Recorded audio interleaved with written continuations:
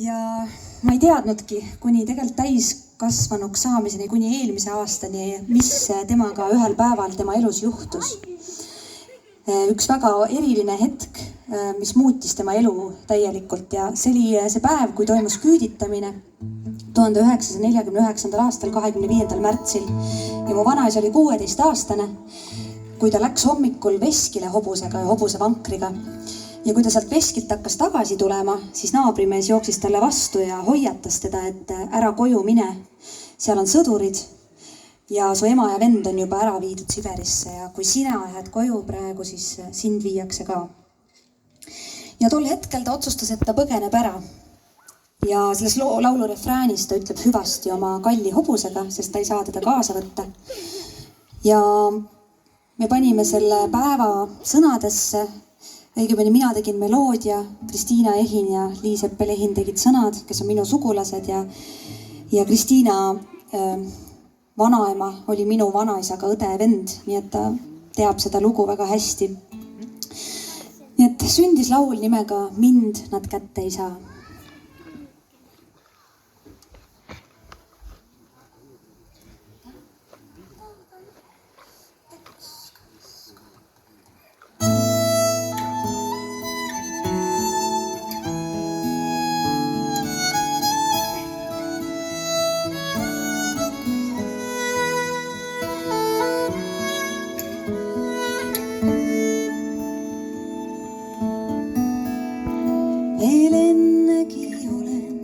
Veskile läinud, vankri peal rukkis ja kaer, meeles mõlkumas eilne akordioni mäng ja naabri niidude naer.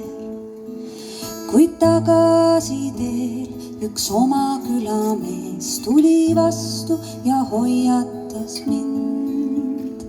Su ema ja vend on Siberi teel. Kodus püssimehed ootamas sind. Mine koju, mu hobuke hea, küll sina tead teed üle külmunud maa. Mind nad kätte ei saa. Mine koju, mu hobuke hea, veel viimast kord tangus on kangrule pea. Kas kokku veel saame, ei tea. Üleöö on kodutalust saanud meile lõks. Hoidke eemale vennad ja õed. Kas igaveseks kinni on meile koduks või loevad kord meiegi tõed? Kas siin kunagi veel hüüab lõõts ja kitar? Kas talgutel lauldakse veel? Või algabki aeg, mis on kõle ja karm ja rohtu kasvab kallis kodutee?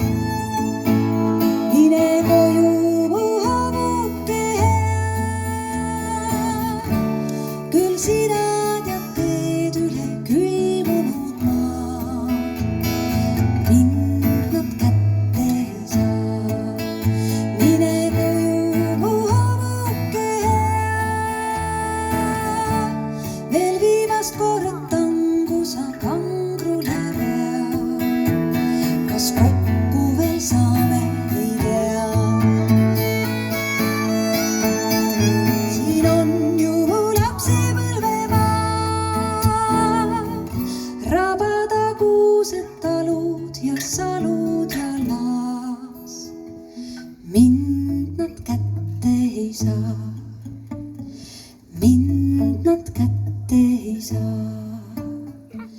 Mind